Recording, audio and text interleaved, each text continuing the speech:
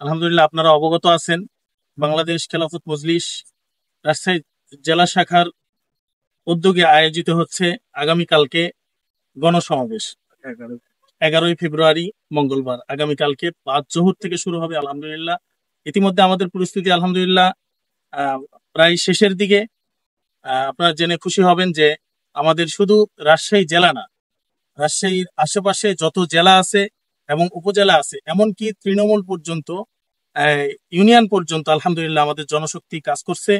এবং আমরা আশা করি ইনশাআল্লাহ, আল্লাহ তাআলা যদি চায়, আগামীকালকে ভরপুর মজমা হবে ইনশাআল্লাহ। এবং জনশক্তি এত বেশি আশা করতেছি, হাজার হাজার ইনশাআল্লাহ। আমরা আলহামদুলিল্লাহ রাজশাহীতে এই প্রথম বাংলাদেশ খেলাফত মজলিস গণসমাবেশ করতেছে এবং আল্লামা মামুনুল হক সাহেবের নেতৃত্বে বাংলাদেশ খেলাফত মজলিস এখানে রাজশাহীতে শুরু হয়েছে। আপনাদের কাছে আমরা প্রত্যাশা করি এবং দোয়া চাই যাতে করে আমরা আরো কাজটাকে বেশি বেগবান করতে পারি। এবং আগামীকালকে আমাদের আমিরে মজলিস এখানে উপস্থিত হবেন এবং বক্তব্য রাখবেন এবং দিক নির্দেশনামূলক আমাদের বিষয়ে বক্তব্য রাখবেন। এবং বর্তমান প্রেক্ষাপটে বাংলাদেশে যে একটা পরিস্থিতি চলতেছে, এই পরিস্থিতির প্রেক্ষাপটে উনি আলহামদুলিল্লাহ আমাদেরকে দিক নির্দেশনামূলক কথা বলবেন এবং আমাদেরকে দিক নির্দেশনা দিয়ে যাবেন। আপনারা সকলেই এই বিষয়গুলো বেশি প্রচার করবেন।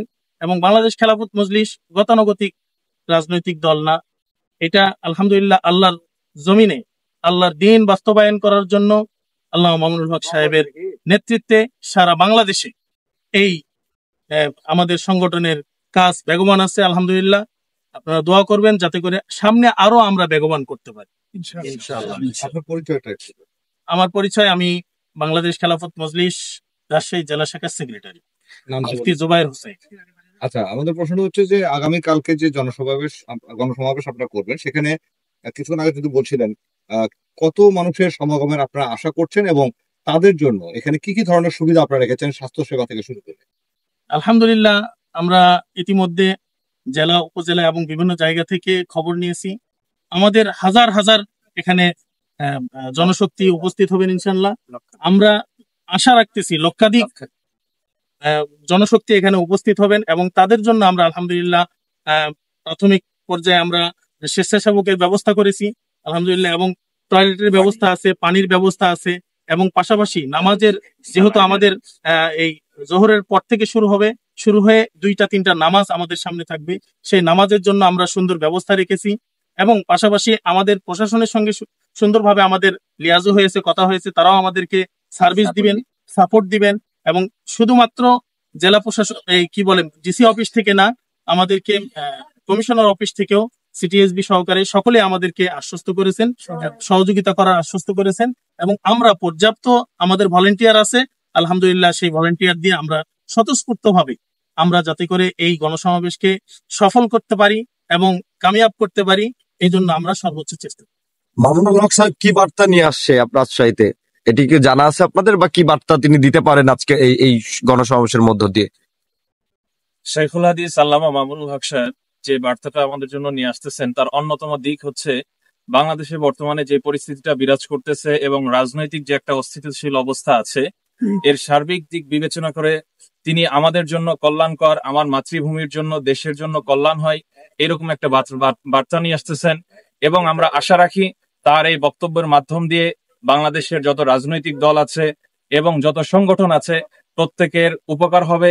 এবং আশা রাখি এর মধ্যে দিয়ে আগামীর দিনগুলো আমাদের দেশটা যেন ভালোভাবে সুষ্ঠুভাবে পরিচালিত হয়, এইরকম একটা দিক নির্দেশনা ইনশাল্লাহ আমরা আশা করতেছি। আর একটা বিষয়, যেহেতু ইসলামী দলগুলো মোটামুটি একমত হয়েছেন, জোটের একটা চিন্তা ভাবনা আছে, সেই ক্ষেত্রে বলা যায় যে আগামী জাতীয় সংসদ নির্বাচনে আপনাদের খেলাফত মজলিস থেকে রাজশাহীতে কোনো নির্বাচনের প্রস্তুতি আছে কিনা, কোনো প্রার্থী দেওয়ার সম্ভাবনা রয়েছে কিনা, বিষয়টা কি? আগামীতে যে নির্বাচনের বিষয়টা আসতেছে, এটা আমাদের যারা উপরের নেতৃবৃন্দ আছেন তারা এটা নিয়ে পর্যালোচনা করতেছেন, আলোচনা করতেছেন। এবং তারা যদি সিদ্ধান্তে উপনীত হয় দীর্ঘ একটা সময় পরে, তাহলে আমরা সেই সিদ্ধান্ত মেনে নিব। এবং আমাদের রাজশাহীবাসীর পক্ষ থেকে আশা রাখি পূর্ণ প্রস্তুতি আছে যে যদি এরকম সিদ্ধান্ত কেন্দ্র থেকে এসে থাকে, তাহলে আমরা সেটা মোকাবেলা করতে এবং সেটার দাঁড়াতে সেখানে সক্ষম। সার্বিক দিক থেকে ইনশাল্লাহ আমাদের সে প্রস্তুতি আছে। যোগ্য ব্যক্তি আমাদের আছে। সংবাদ কর্মীদের জন্য নেটের কোনো ব্যবস্থা রাখছেন কিনা? বেশ, হ্যাঁ, মধ্যে আর থাকি। এখানে নেট সমস্যা হয় আর কি।